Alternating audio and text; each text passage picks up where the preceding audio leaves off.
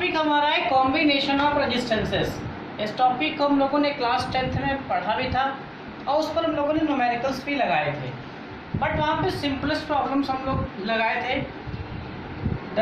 Done किया था हम लोगों ने। और यहाँ पर थोड़ी सी कॉम्प्लिकेटेड प्रॉब्लम्स भी हम लोग क्या करेंगे। तो दो तरह के 2 types of combination of resistances हम लोगों ने पढ़े थे। One is series combination and other is parallel combination. अब what is series combination and what is parallel combination? Then we can use 3 types of resistors here, R1, R2 and R3. What is the series combination? The series combination is this, R1, R2 and R3. अगर इस तरह से combination हम करें, इस combination को हम लोग कहते हैं एंड टू एंड कॉम्बिनेशन।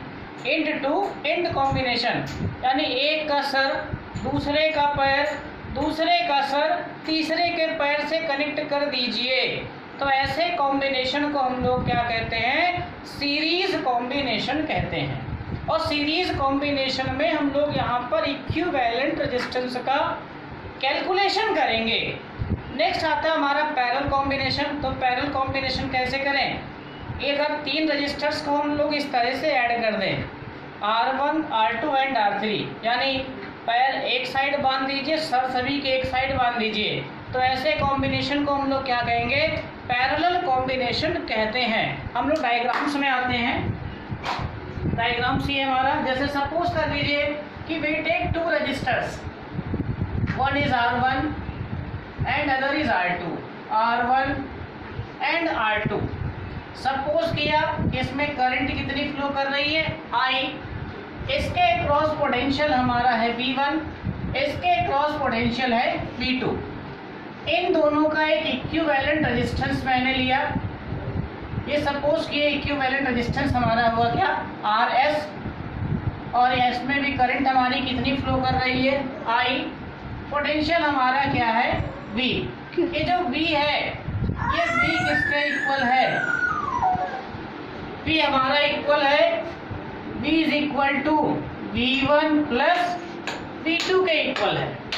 अब देखिए सीरीज कॉम्बिनेशन में अगर हम देखें स्टूडेंट्स, तो सीरीज कॉम्बिनेशन में करंट हमारी सेम होती है और हम लोगों ने ओम्स लॉ को पढ़ा है। ओम्स लॉ हमारा क्या है कि V is equal to IR, it means V upon I is equal to R। तो यहाँ पे सीरीज कॉम्बिनेशन में अगर हम देखें तो सीरीज कॉम्बिनेशन में करंट हमारी सेम है और पोटेंशियल क्या है, डिफरेंट है। और ये जो नेट पोटेंशियल हमारा है V, ये इन दोनों के सम के क्या है, इक्वल है। तो V is equal to V1 plus V2। Here V is equal to V1 plus V2।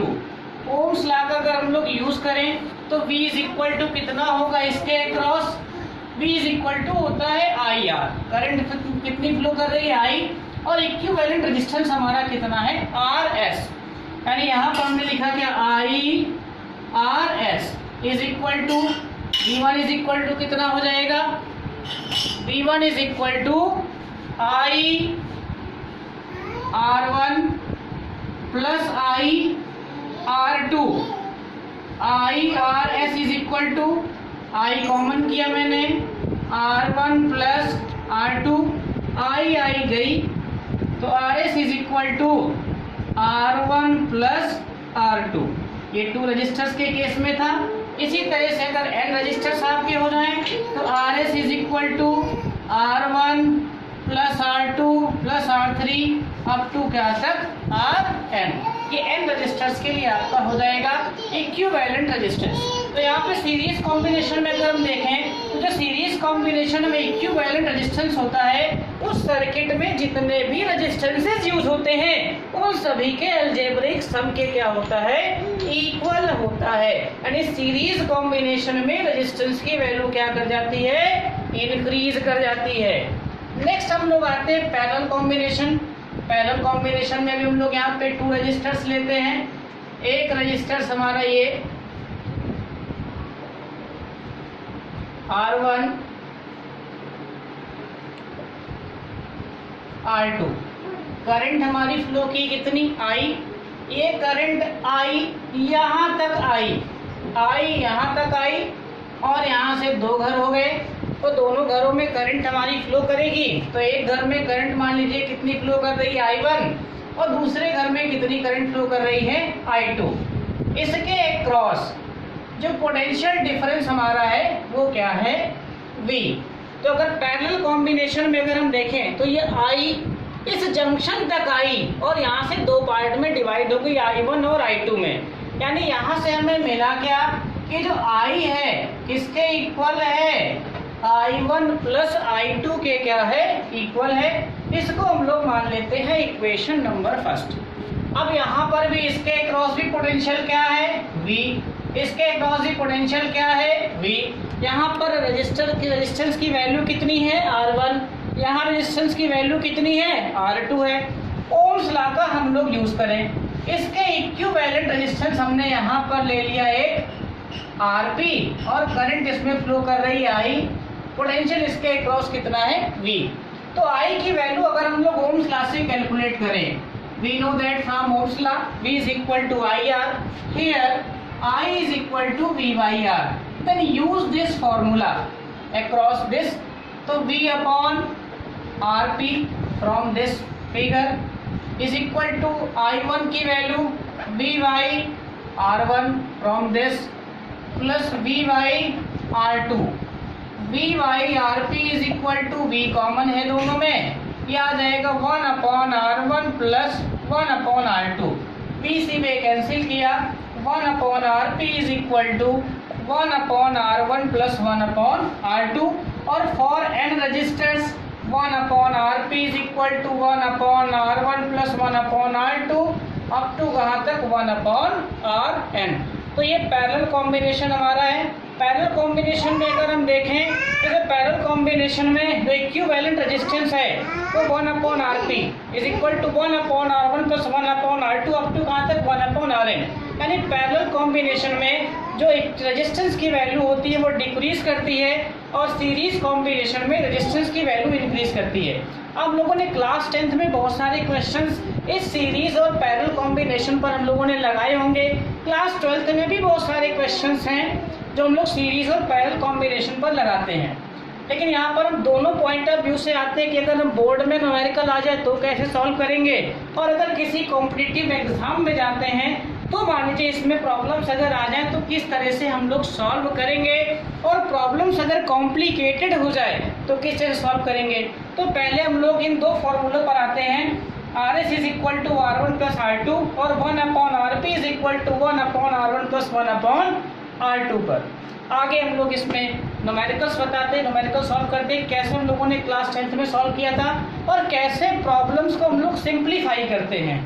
तो आगे हम लोग कुछ न्यूमेरिकल्स यहाँ पर चूज करते हैं। One problems on parallel combination. Here we see that 7 ampere current flows at this junction. The current is divided into three parts.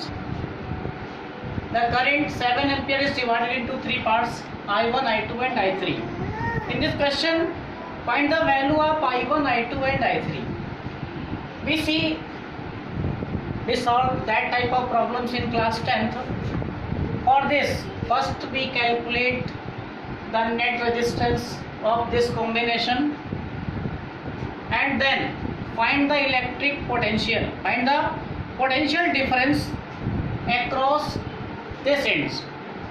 First we use the formula 1 upon Rp, 1 upon Rp is equal to 1 upon R1 plus 1 upon R2 plus 1 upon R3, and then 1 upon Rp is equal to 1 upon 11 plus 1 upon 5 plus 1 upon 3, 1 upon Rp is equal to, यहाँ पर हम लोग LCM calculate करेंगे।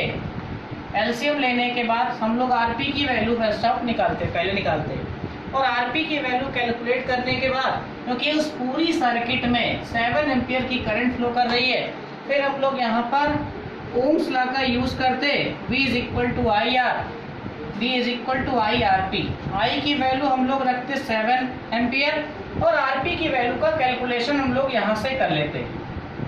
V की value आ जाती और V की value आ जाती तो सीरीज कॉम्बिनेशन में हमें पता है, we know that in series combination the potential is same at all points. यहाँ पर भी वही पोटेंशियल होता, यहाँ पर भी वही पोटेंशियल और यहाँ पर भी वही पोटेंशियल। तो I1 की वैल्यू अगर हमको कैलकुलेट करनी होती तो भी हमने यहाँ से कैलकुलेट किया V/R1 यानी V/11, V/5 और V/3, ऐसे हम लोग वहाँ पर कैलकुलेशन करते। लेकिन ये कैलकुलेशन करना थोड़ा सा क्या है, लॉन्ग भी है। हम लोग यहाँ पर एक शॉर्ट में कैलकुलेशन करते हैं कि शॉर्ट मेथड से अगर हमको करंट की वैल्यू अगर कैलकुलेट करनी हो, शॉर्ट मेथड से अगर करंट की वैल्यू का कैलकुलेशन अगर हम सभी को करना हो तो कैसे हम यहाँ पर करेंगे। लेकिन स्टूडेंट्स ये जरूर ध्यान रखिएगा कि बोर्ड्स एग्ज़ाम में आपको जो करना है कैलकुलेशन वो इस मेथड से ही करना है।